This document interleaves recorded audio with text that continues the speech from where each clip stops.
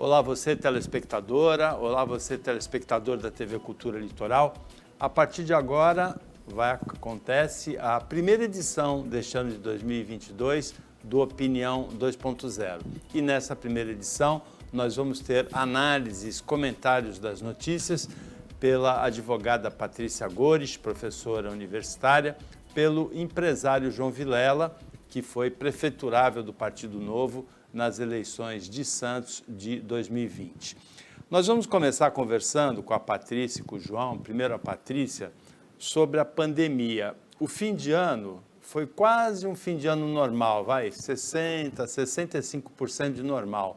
Muita festa, aglomeração em Praia Grande, queima de fogos no Rio de Janeiro, em Copacabana, ainda que com restrições, mas a gente sente que alguma coisa piora a partir de agora em relação à pandemia. A Baixada Santista, entre o dia 26 de dezembro e o dia 1º de janeiro, nessa semana teve 304 novos casos de Covid e 80 mortes. No Brasil, a média diária de mortes baixou de 100, tem uma baixa significativa de 26% em relação a 15 dias atrás, mas a média de casos aumentou 118%. É verdade que houve um represamento há 14 dias atrás, há 15 dias atrás, em função do ataque hacker ao Ministério da Saúde. Patrícia, boa tarde. Olá, boa tarde, Paulo. Boa tarde a todos os nossos telespectadores. Infelizmente, Paulo, as pessoas relaxaram um pouquinho, né? E por isso a gente teve, além disso, né, também por conta da não vacinação de países africanos, muito provavelmente, né, como estudiosos já relataram, essa nova variante veio desses países africanos, em que, por exemplo, a África do Sul, que é o país mais desenvolvido da África, somente 15% da população havia tomado a vacina, né? Então, por conta disso, surgiu uma nova variante.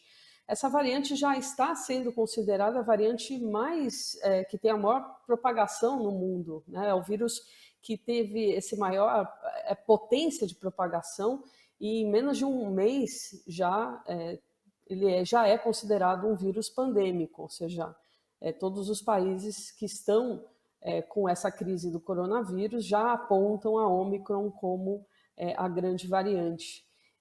Cientistas afirmam que 14 milhões de pessoas estejam, até o final de janeiro, infectadas com essa nova variante. É preocupante quando a gente verifica que surgiu uma nova variante no momento em que ela deveria ser estancada, né? Qual que é a única saída para isso? É a vacina, né? Então, eu hoje estou em Buenos Aires, né? Estou desde o início do mês passado em Buenos Aires, e aqui na Argentina os números também explodiram, né? O grande jogador, e é capa dos maiores jornais aqui da Argentina, La Nación, Clarín, o grande jogador Messi, que está aqui, próximo aqui a Rosário, aglomerou nas festas, né, de final de ano, e infelizmente está com a nova variante do coronavírus, né? Então, não é só o Messi, né, que deveria dar o exemplo, todas as pessoas deveriam dar o exemplo, mas as pessoas relaxaram, aglomeraram, e a gente vai ver, infelizmente, os números aumentando, pelo menos é isso que os cientistas falam, até o final de janeiro, com essas 14 milhões de pessoas no mundo infectadas. A grande vantagem e a nossa grande sorte é que essa variante ela não causa grandes danos respiratórios. Ela atinge mais as vias aéreas superiores, não atinge tanto os pulmões como a primeira variante. Mas a gente tem casos importantes e que a gente precisa checar isso, né? Em Londres, por exemplo, 40% das pessoas que estão internadas com a nova variante, elas estão internadas, né? E a gente também precisa ter um outro cuidado. A gente está tendo também uma epidemia da nova gripe, né? Que provavelmente é da nova cepa H3N2. Então, é algo que a gente precisa tomar cuidado. Se as pessoas estão pegando gripe é porque em algum momento tiraram a máscara, em algum momento aglomeraram. Ninguém pega gripe de longe. As pessoas pegam gripe porque alguém está infectado e deixou de usar a máscara. Então, são esses cuidados que a gente tem que ter, né? A epidemia da gripe não terminou, a pandemia não terminou, e a única solução é a mesma de sempre, a mesma receitinha, é vacina, distanciamento social e limpeza das mãos. E muito cuidado ainda, não é, João? Boa tarde, feliz ano novo para você também. Boa tarde, Paulo. Boa tarde, Patrícia. Prazer falar com vocês hoje. Realmente, a gente tem que tomar todos os cuidados, mas alguns pontos a gente deve ter aprendido já, né? Que nem máscara só resolve? Depende. Então, eu tenho uma máscara para usar em lugar aberto, que é a máscara mais leve, e tenho máscara para usar em lugar fechado, supermercado, que eu vá, algum lugar que seja mais complicado que eu vá, eu já uso uma KN95. Então, a gente já tem que aprender algumas formas, infelizmente, não é a coisa mais agradável do mundo, ainda mais no calor, a gente usar a máscara. Mas é necessário, por enquanto, a gente fazer isso.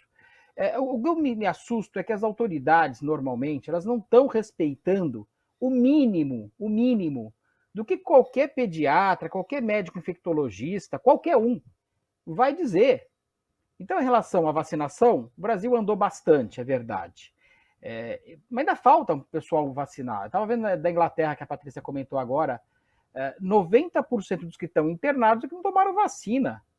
Ou seja, é mais ou menos o que o padrão que a própria farmacêutica coloca que vai resolver, mas 10% vão ficar fora, por vários motivos da vida, a pessoa tem imunidade pior, a pessoa está com algum problema maior, e assim por diante. Agora, a vacina melhora, eu quero ver que alguém prove o contrário. Todo lugar que vacinou bem foi melhor. Agora, nós estamos errando em muita coisa, nós estamos achando, e aí tem uma parte da culpa da mídia, parte da culpa da população, parte da culpa dos governos, todo mundo tem uma parte de culpa, que é em relação, por exemplo, ao carnaval. São Paulo já reservou dinheiro, Santos também, aquela festa, aquele oba-oba, e os ensaios estão havendo.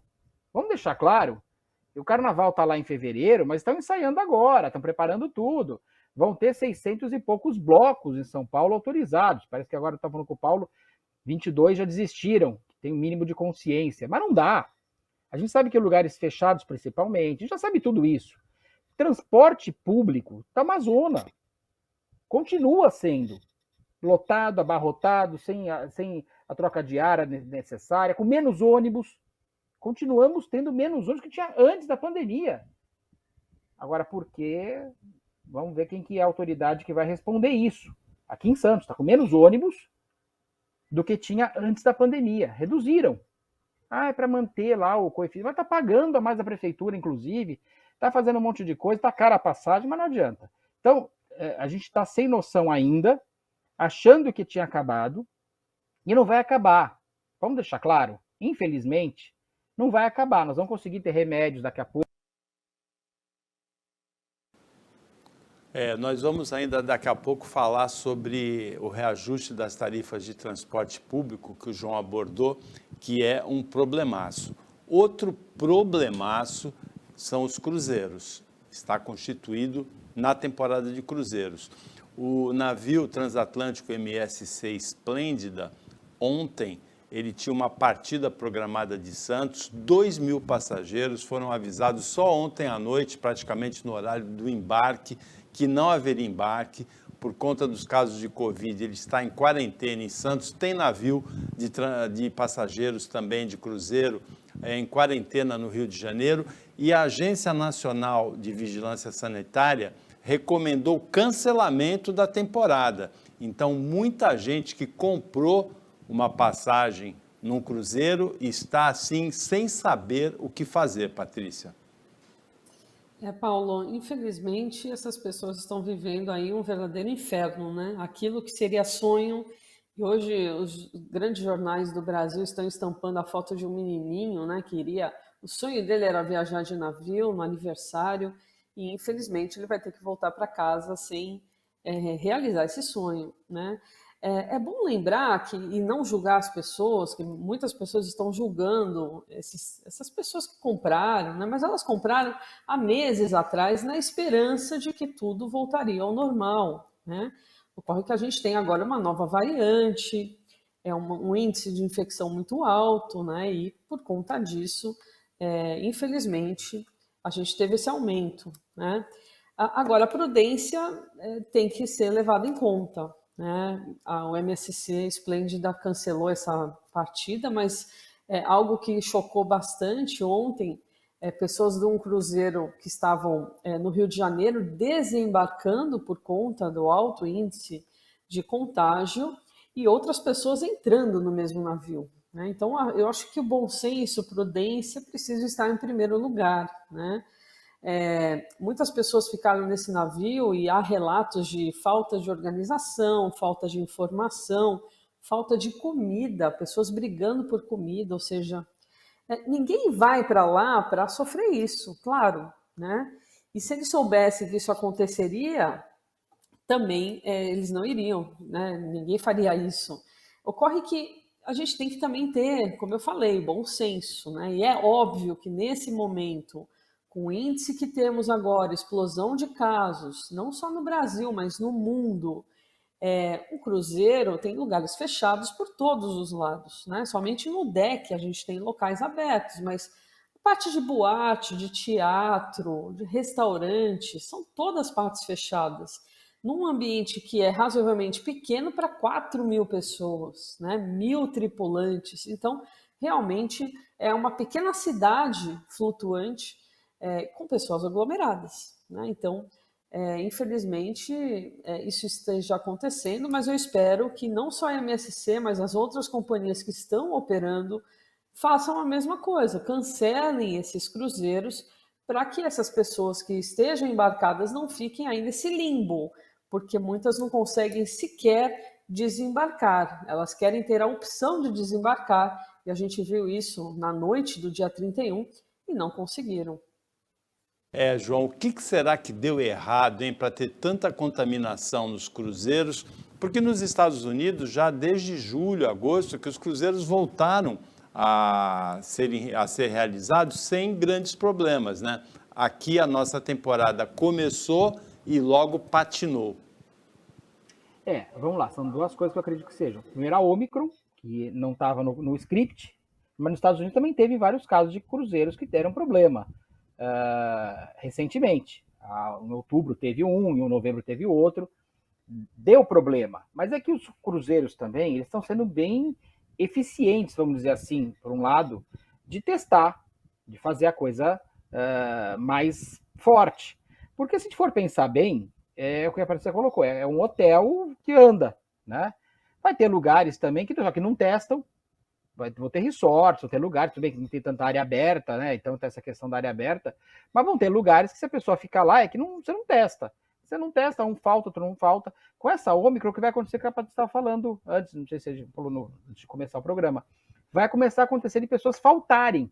Na verdade, o cruzeiro está se inviabilizando porque os tripulantes, e aí é bem diferente até dos passageiros, estão ficando muito mais infectados do que os passageiros, porque eles dormem praticamente juntos ali. Eles têm um convívio muito mais colado do que o pessoal que está no passageiro. E o passageiro também está ficando sem máscara. A gente sabe que estava tudo sem máscara, estava tudo sem... Nem dá. É uma coisa quase absurda. Você fala, vou tirar no restaurante, é tudo fechado, tudo com ar-condicionado. Não tem muito jeito. A gente vai ter que aguardar os remédios serem melhores, a gente ter mais testes mais eficientes. E a verdade é essa, é uma questão socioeconômica. A questão da economia, se você também não deixa os cruzeiros mais funcionarem, eles vão quebrar. Isso vai acontecer. Só que é alto risco, né? Tem um risco agora grande, desculpe, da gente ter essa questão toda. Vamos ter que achar alguma solução. Mas eu acredito que essa questão da Omicron que atrapalhou tudo. Tem aqui no Opinião 2.0, você telespectadora, você telespectador, sempre fica sabendo de tudo que está com muita repercussão nas redes sociais. E a imagem que está tendo repercussão nas redes sociais da Praia de Santos ontem, com um raio, é uma imagem realmente impressionante, não é, Patrícia? Impressionante, Paulo. Essa imagem, né? Então, Paulo, muitos banhistas estavam na água naquele momento e visualmente, né, provavelmente estava chovendo ou em vias de chover, muitos salva-vidas pedindo para as pessoas saírem do mar e as pessoas insistindo em permanecer. Ainda bem que ninguém morreu, apesar de ter caído na água, né, próximo de banhistas, mas é aquela coisa que a gente tem que reforçar todo o verão. Cuidado, local de chuva não é local de permanecer na praia, né? A gente vira efetivamente um para-raio. Paulo, eu soube de uma informação importante que na Ilha Porchá, num grande prédio da Ilha Porchá, caiu um raio e mesmo com para-raio houve danificação de todo o sistema elétrico do prédio, né? Parando os 4 elevadores. Então, assim, realmente as chuvas desse final de semana foram chuvas atípicas para janeiro, né? Eu vi vários vídeos na internet de turistas indo para a praia com aquelas, e acho que dá até para ver aí na imagem, né, com aquelas barraquinhas, né, com aquelas tendas. Isso é um chamariz para o próprio raio, né, porque o ponto mais alto da praia acaba sendo justamente essas tendas.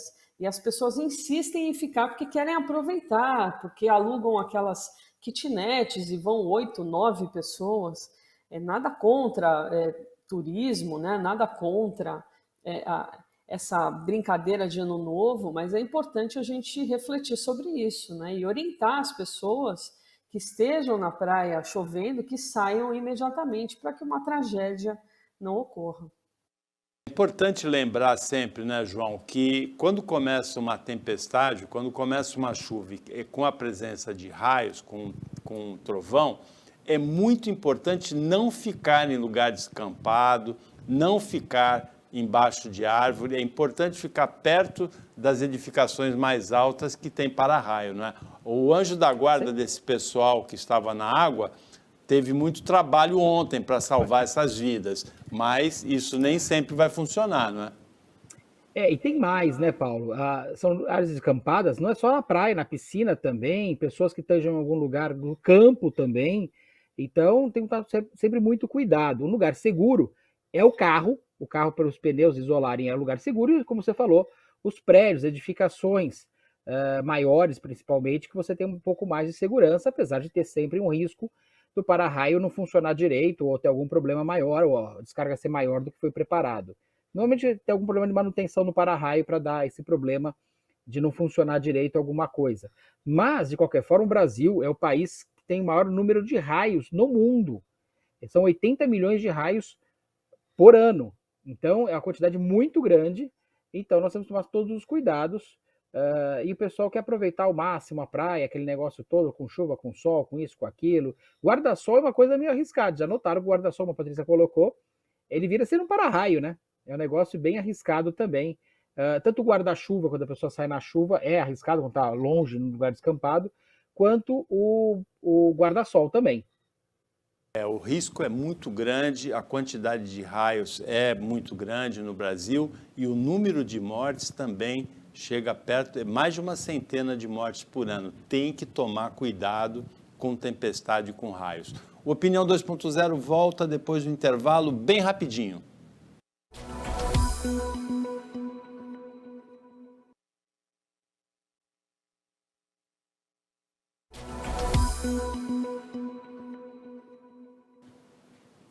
Voltando com a Opinião 2.0, primeira edição deste ano de 2022, nesse 3 de janeiro, segunda-feira, com análises, comentários para você, telespectadora, para você, telespectador, do empresário João Vilela, prefeiturável pelo Partido Novo em Santos de 2020, e pela advogada e professora universitária, palestrante Patrícia Goris. João Vilela, o presidente Jair Bolsonaro, depois das férias em Santa Catarina, polêmicas pela ausência na Bahia, onde há uma tragédia de enormes proporções, ele desembarcou em São Paulo na madrugada de hoje, está internado no Hospital Vila Nova Star para exames. Ele teve uma oclusão intestinal, coisa que ele teve também em julho do ano passado, coisa que ele teve também depois da facada, provavelmente consequência da facada que ele tomou em 2018, e o médico Dr. Macedo, que estava em férias nas Bahamas, deve chegar a qualquer momento para acompanhar o presidente no hospital, João. Pois essa facada dele, se ele não fosse uma pessoa tão conhecida e com tantos recursos por ter sido deputado federal e depois como presidente, certamente teria problemas muito mais graves, se é que ele estaria vivo hoje. Então, aí a gente já vê como que a medicina, nessas horas, para quem tem condições principalmente, ela funciona. Falo que o presidente é negacionista, ele pode ser em relação à vacina, mas em relação à ciência, ele não foi tomar nenhum chazinho da vovó, não foi fazer nada diferente disso. Ele vai lá e agora toma todos os remédios que forem dar, que vier dar, ele vai tomar. A gente tem que entender isso, né? Que a parte da medicina avançou muito, mas avançou mais para alguns do que para outros. Então, o grave disso tudo não é a questão de ser presidente ou não ser presidente, é que nossos políticos, nossos mandatários, independente de quem for, independente de partido for, eles têm acesso à melhor medicina disponível hoje no mundo. E a população, a grande maioria, não tem. Então, esse que é o grande problema. Nós temos hoje um disparate muito grande em relação à medicina para os políticos, para os mandatários. O deputado federal tem acesso ilimitado. Estadual também. Então, eles têm acesso a toda essa parte da saúde, com toda a qualidade, dos melhores hospitais. Por que ele não foi lá em Santa Catarina, num hospital lá, numa clínica da prefeitura lá da região que ele estava? Não vai. É aí que está o negócio. Sentiu mal, vai para os melhores. Está errado? Não sei. É uma questão de ver o ponto de vista. Mas eu acredito que esse é um grande falha. Nós temos no Brasil hoje 2 Brasis.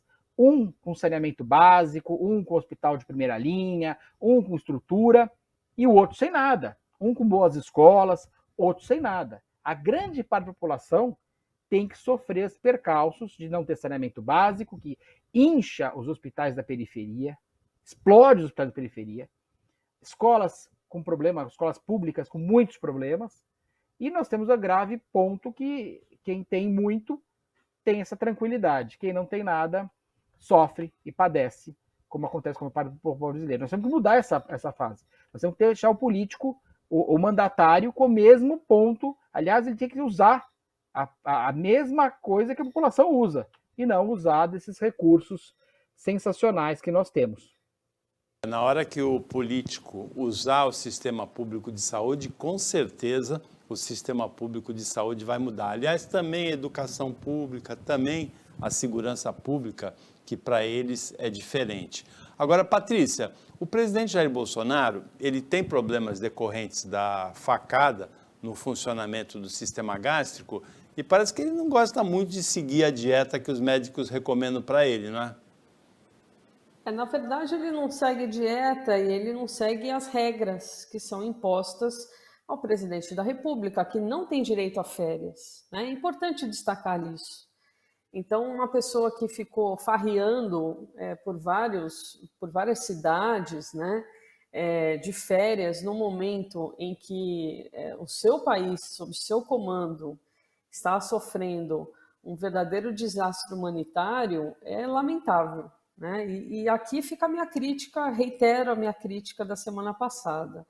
E não adianta o bolsonarista vir com aquela retórica, mas ele tem direito. Não, ele não tem direito. Enquanto presidente da República, o presidente da República não tem direito a férias, ele tem direito a feriado, né? E sempre atento ao país que ele comanda. Então, além dele tirar férias, ele não deixou ninguém presidindo o país, né? Ou seja, o vice-presidente não está como presidente interino. Ou seja, a gente está realmente... Está tudo certo no Brasil, não temos problemas, né? Então, pode, claro, ele tem todo o direito de tirar férias. Só que não, né, Paulo? Ele não tem direito de tirar férias.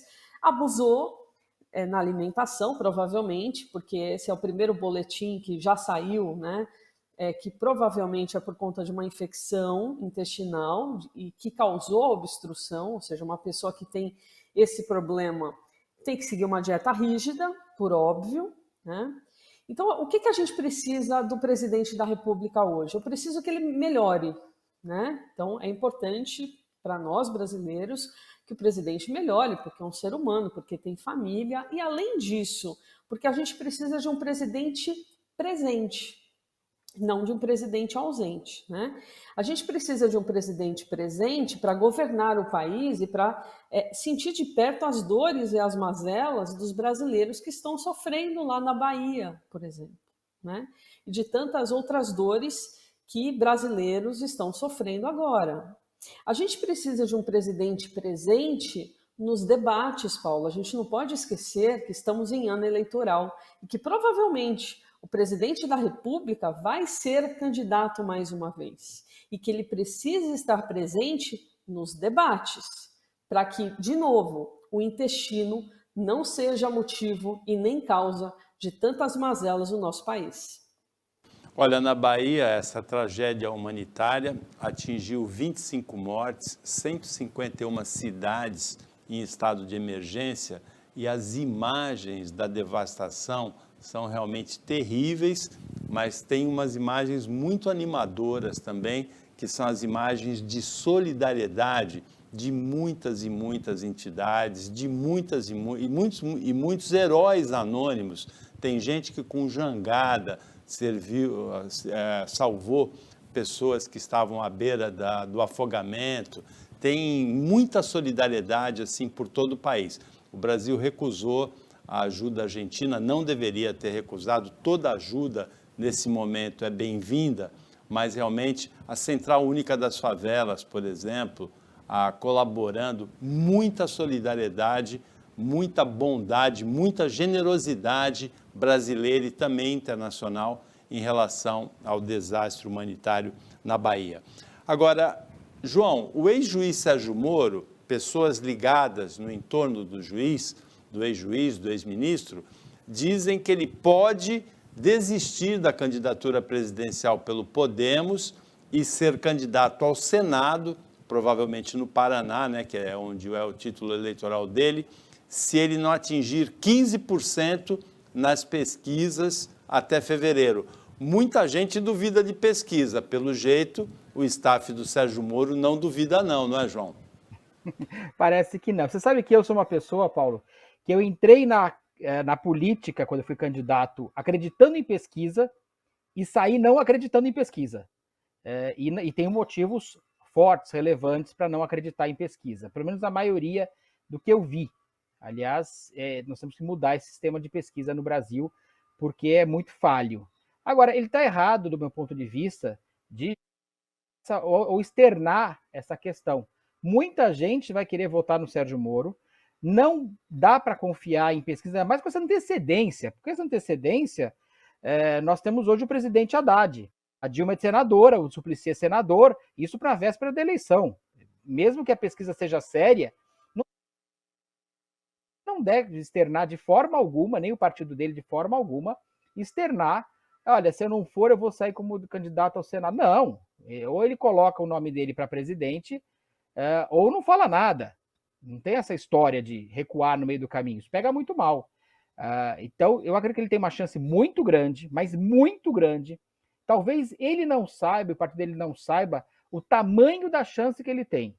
Porque nesse tempo todo, né, esses 8 meses que faltam para a eleição, 10 meses praticamente, começar a eleição em 8 meses, mas 10 meses para ter o voto, muita água vai rolar, mas muita água vai rolar. A gente não sabe o que pode acontecer, vai ter muita variedade. Olha, pode apostar que não é o que está hoje, tá? Pode acontecer muita coisa diferente, como sempre acontece. Normalmente, com as raras exceções, a política no Brasil houve grandes oscilações. Agora, a inexperiência nesse caso dele, de pensar dessa forma, de não agir, isso é muito grande. A gente nota que ele tem inexperiência política, por todos os motivos que são óbvios, mas ele vai ter que aprender rápido, porque os gigantes da política, pessoas que vivem da política, vão concorrer com ele. E essa guerra é uma guerra suja, é uma guerra dura. Ele se prepare para essa guerra, porque é uma das guerras mais difíceis que tem, essa guerra política. Porque você vai ter, de um lado, pessoas usando bomba atômica e você com estilingue na mão, que vai ser também o caso dele.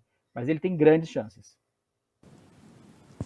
Patrícia, o João tocou num ponto importante, né? Essa manifestação de dúvida fragiliza a pré-candidatura do ex-juiz, não é? Então, Paulo, a gente precisa ver se as fontes da jornalista são verdadeiras, né? E se falar a verdade, porque logo cedo pela manhã o ex-juiz Sérgio Moro já se manifestou no seu Twitter falando o seguinte, sobre a matéria da UOL de hoje: sou pré-candidato à presidência e não ao Senado. Sempre fui contra o foro privilegiado e não preciso de mandato. Não tenho receio de qualquer investigação, muito menos administro do TCU sobre fato inexistente. A jornalista publicou a matéria sem ouvir a parte envolvida. Estou focado na construção de projetos para o Brasil. Então é interessante que ele pontuou em números, né? Assim como o presidente da República, Bolsonaro, também hoje escreveu em números. Talvez para não ter dúvidas com relação à comunicação, né? Hoje, tanto o presidente da República quanto o ex-juiz Sérgio Moro fizeram da mesma forma o seu tweet, numerando com frases curtas e claras a respeito do que ele pretende. Então, assim, é bastante claro isso de que, e bastante possível, de que provavelmente ou foi uma matéria para mexer no cenário, para tentar buscar aí uma via indireta, uma manifestação do juiz Sérgio Moro, porque também é importante dizer, ele até agora ele não foi claro com relação a seu posicionamento, se é a presidência ou se é o Senado, e nem mesmo quais são aí as suas ideias com relação ao que está sendo discutido lá no TCU, de que a partir do momento que ele saiu enquanto ministro, ele foi contratado por uma consultoria que é a mesma consultoria que estava cuidando do caso da Odebrecht, né? Então, de alguma forma, misturando aí ou maculando interesses, né, Paulo? Então, isso precisa ser esclarecido e se ele for realmente candidato a presidente, ele precisa sentar e conversar com o seu eleitorado e esclarecer essa situação. Realmente a matéria fala do entorno, né, de umas conversas, de uma possibilidade. O juiz Sérgio Moro, o ex-juiz, se manifestou oficialmente, porque realmente ele até pode sair ao Senado, mas se ele pretende manter a candidatura presidencial, não pode deixar dúvida no eleitor, fragiliza a candidatura dele. A Patrícia e o João abordaram bem essa questão. Repercutindo muito nas redes sociais, e aqui você fica sempre sabendo que está repercutindo muito, são as imagens da cidade de Mongaguá, que amanheceu, começou 2022, com muito lixo na rua. O prefeito precisa organizar isso. É uma cidade turística, tem uma superpopulação, tem uma produção de lixo muito maior nessa época do Réveillon e também no Carnaval, na temporada de verão. Precisa planejar isso direito. As imagens são chocantes do lixo acumulado nas ruas de Mongaguá. O Opinião volta depois do intervalo, bem rapidinho.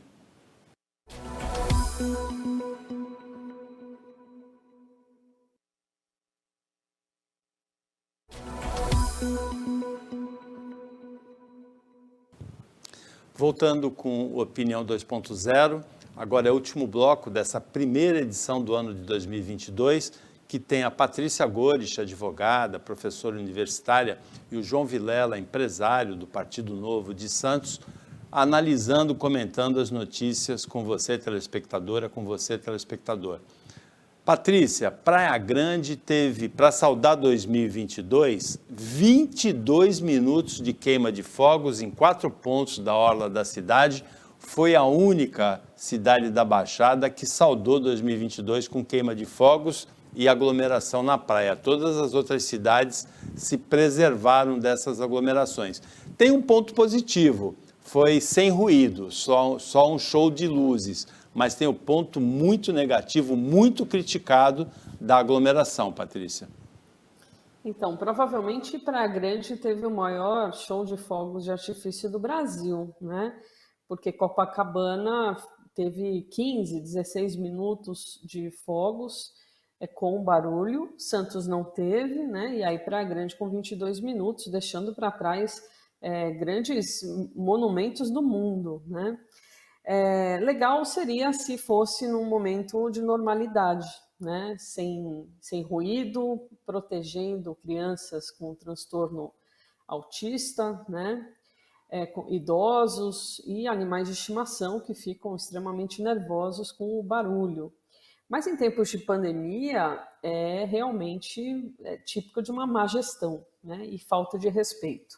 É neste momento que talvez a cabeça pensante que estaria à frente da prefeitura deveria agir, né, com rigor e não pensar no turismo, não pensar na arrecadação e nem na movimentação do comércio de sua cidade, ou seja, sem esse caráter egoísta puramente econômico, pensar na vida das pessoas, né?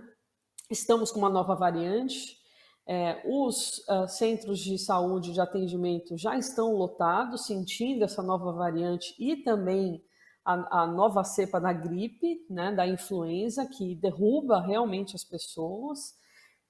E nesse momento, né, esse ser pensante que deveria estar à frente da Prefeitura de Praia Grande deveria então ter essa atitude correta de impedir essa aglomeração, como tantas outras cidades fizeram, né? Não é economicamente correto, né, mas é humanamente correto agir dessa forma.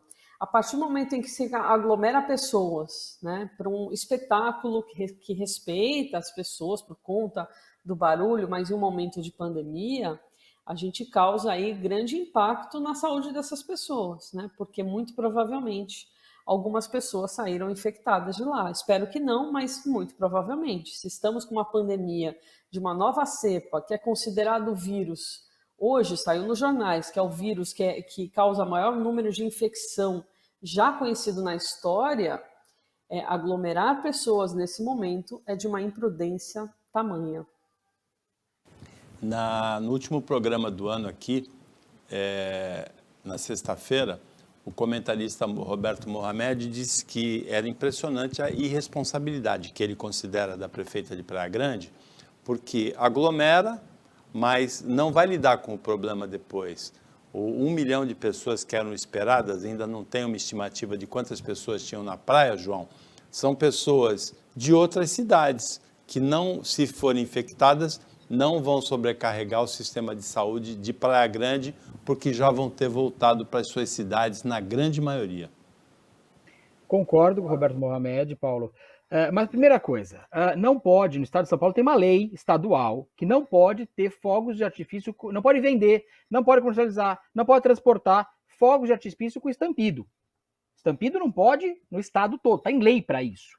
Aliás, é improbidade administrativa o gestor ou uma ilegalidade de quem fizer com estampido. Não foi o caso da Praia Grande, mas foi uma das 5 cidades do estado de São Paulo que fizeram queima de fogos. Apenas 5 das 640 e poucas cidades, nós temos 645 cidades no estado de São Paulo, só 5 fizeram.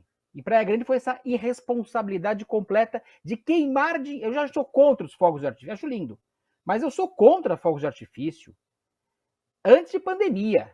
Primeiro que não dá dinheiro para a cidade. Essa história é balela. Ninguém foi para Praia Grande para ver os fogos. Foi para ir para a praia, para descansar, para passear, para fazer, e viram os fogos também. O cara que ia para Praia Grande, ia para Praia Grande de qualquer jeito. Nem alterar em nada. Em termos de grana para comércio, para hotel, nada disso. Isso aí é tudo balela de quem quer gastar dinheiro público com coisas que queimam o dinheiro público. Tem que pensar o poder público tem que pensar na infraestrutura, saneamento básico, educação, saúde e segurança. O resto, deixa. Porque é tudo forma de fazer coisas populistas. Eu fiz 20 minutos. Não importa, 25 minutos, 2 minutos, não importa. É bobagem, é bobagem. É rasgar dinheiro do contribuinte, que está ali na fila do posto de saúde, que está lotado, que está sem médico, que está lá com uma empresa lá, operando lá para a prefeitura, que não atende os mínimos requisitos. Que quando dá problema na Praia Grande, manda para Santos. Ué, é simples assim. Vem inchar aqui em Santos, em vez de gastar esse dinheiro com coisa séria, gasta dinheiro de uma forma irresponsável. Olha, dona Raquel Cini, vou te falar. Eu vi a entrevista da senhora também na Rádio Bandeirantes. Eu nunca vi um gestor público falar daquela forma com o repórter. Mas nem Bolsonaro, nem a Dilma, quando dava as patadas dela. Que isso? Isso não se faz. A senhora tem que tomar mais cuidado com as palavras e com os atos, principalmente. Olha, o reajuste das tarifas de transporte público para todos os prefeitos, e aí não é só a prefeita de Praia Grande, todos os prefeitos do Brasil, vai ser um problemaço. O que aconteceu? Desde março de 2020, com a pandemia, o número de passageiros nos ônibus municipais reduziu consideravelmente. Voltou ao normal, mas ainda é 40% menor do que antes na pandemia. Tem menos ônibus rodando, como disse o João no começo do programa. As tarifas ficaram praticamente congeladas no Brasil todo, porque nenhum prefeito tinha coragem de aumentar a tarifa do transporte público com as dificuldades que as pessoas tinham com perda de renda, perda de emprego, perda de atividade produtiva durante a pandemia. Os insumos, o principal insumo, que é o combustível, subiu muito nesse período. Se houver reajuste, vai ser um reajuste muito grande e aí a gente lembra de 2013, quando 20 centavos a mais na tarifa, no metrô de São Paulo, no transporte público do Rio de Janeiro, provocaram uma mobilização nacional enorme que abalou o governo da Dilma em 2013. O que será que acontece agora? Como é que esse abacaxi vai ser descascado, Patrícia? Então, Paulo, primeiro que não foi por 20 centavos, né? Começou com 20 centavos e aí a pauta aumentou. E provavelmente, se um novo aumento vier substancial, se ele acompanhar, por exemplo, o reajuste dos combustíveis, teremos sérios problemas, né? E aí, então, é que entra, no caso, a prefeitura, e dependendo do tipo de ônibus, ou o governo estadual, para tentar, então, subsidiar isso de uma fatia maior, né? Porque colocar esse aumento exclusivamente para os usuários das linhas de ônibus, a gente vai ter um impacto enorme, né? Por conta também da questão da pandemia. Pessoas perderam seus empregos, né? E as pessoas que estão empregadas, muitas delas tiveram redução salarial por conta do número de horas, para aqueles que são horistas, né? Professores tiveram redução do seu salário, né? Então tem várias categorias que tiveram aí, de uma forma substancial, redução salarial e que serão diretamente impactadas com isso. Então, cabe aí, mais uma vez, bom senso para as empresas de ônibus, como o João já tinha falado lá no primeiro bloco, que tivemos diminuição do número de carros, né, que eles chamam de ônibus, transitando nas cidades e sem qualquer explicação, né, aglomerando cada vez mais as pessoas dentro dos ônibus. Quanto menos carros nas ruas, né, mais pessoas aglomeradas. E isso não se normalizou mesmo com a retomada das atividades econômicas. Então, a gente tem aí, mais uma vez, né, aquele privilégio das empresas de ônibus, aquele poderio que eles têm, né, não só em Santos, não só na Baixada Santista, mas no Brasil inteiro. A gente sabe, né, que essas empresas de ônibus têm um poder muito grande nas mãos. Então, eu espero que os dirigentes possam descascar esse abacaxi sem onerar ainda mais os usuários. João, se você tivesse se elegido em 2020, essa bomba está na sua mão em Santos, mas olha, embora seja um problema dos prefeitos, o transporte público é municipal, pode virar um problema nacional, porque, como lembrou bem a Patrícia, não que tenha sido só essa a causa, o reajuste em 2013, mas foi o gatilho daquela mobilização nacional, né? Eu adoraria estar desarmando essa bomba, Paulo. Por quê? A gente tem que estudar o que acontece no resto do país. Você fala assim, realmente, o transporte público é deficitário no Brasil. Se você pensar o custo de combustível, pneu, manutenção, motorista, linhas deficitárias que têm que ser atendidas. Se você pensar que, eu sou contra, por exemplo, subsídio. São Paulo são 7 bilhões de reais que a prefeitura tira dos impostos para colocar para as empresas de ônibus. Aqui em Santos é quase R$1 milhão. Então, são coisas que... Qual a solução? Vamos pensar na solução. Em 2002, eu fui conhecer como era o sistema de Hong Kong. Conversei com o secretário de Transportes na época, em 2002. Como é que eles fazem isso? E é o mesmo sistema que é usado em Hong Kong, é usado na Austrália, é usado em Londres, na Inglaterra, é usado em Estocolmo, é usado em Chicago, em vários lugares do mundo são usados sistema. E funciona, porque a passagem fica com preço equilibrado, baixo, eficiente, mas como que eles fazem? Rapidamente, para tentar explicar para o pessoal como é que é feito nos países que deram certo, o sistema de transporte público são ótimos e com preço muito bom. É o seguinte, eles ganham o dinheiro do móvel, do ônibus, do trem, do metrô, no imóvel. Então, todos os pontos que são, por exemplo, do VLT, do metrô, são usados para vender os imóveis, ou alugar os imóveis, como se fossem shoppings. São Paulo tem algumas experiências com dessa forma, no shopping metrô Tatuapé, nós temos o shopping lá também, Santa Cruz, alguns lugares, a gente tem que lembrar de algumas formas, que foram feitas para você ter a renda do lugar. Então, é concedido a licença para essas empresas para ganharem o dinheiro que não vão ganhar no móvel, que o móvel não dá dinheiro. Todo motorista de Uber sabe que móvel não dá dinheiro, automóvel, ônibus, carro, não dá dinheiro, e você vai ganhar o dinheiro com imóvel, na locação das coisas, da propaganda, dos shoppings que são montados, dos estacionamentos que são feitos no lugar, tudo que você faz no entorno. É assim que ganha dinheiro no mundo. É assim que desarma essa bomba. Tem uma notícia muito interessante que não vai dar para a gente comentar, porque nós estamos com o tempo esgotado, que a Vivo ganhou o Prêmio Nacional de Melhor Operadora de Banda Larga e de Melhor Velocidade no enquete do Minha Conexão, com o site que cuida disso aí. São 660 mil consultas a usuários e 15 milhões de testes de velocidade.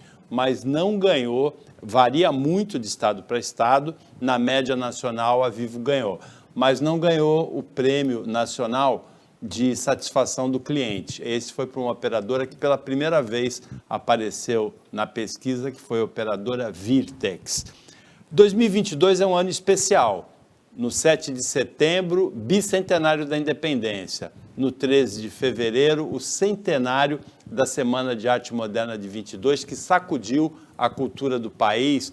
Tem um arquiteto modernista, por exemplo, que é responsável pela concepção de Brasília, Oscar Niemeyer. 50 anos depois, teve o movimento tropicalista na música brasileira, no cinema brasileiro, também como consequência da Semana de Arte Moderna. Durante esse mês de janeiro, durante todo esse ano, nós vamos estar falando muito, inclusive com o João Vilela e com a Patrícia Gores, sobre essas duas datas, Semana de Arte Moderna, 100 anos, Independência do Brasil, 200 anos em 2022. Por enquanto, a gente agradece a participação do João Vilela e da Patrícia Gores nessa primeira edição do Opinião de 2022, agradece o trabalho da equipe técnica de jornalismo antenada, esperta aqui do Sistema Costa Norte, e agradece principalmente a você, telespectadora, você, telespectador, que acompanhou a gente nessa primeira edição do ano. Até amanhã, nesse mesmo horário de 15 para as 2 da tarde e na reapresentação à meia-noite. E um feliz 2022 para você que você merece.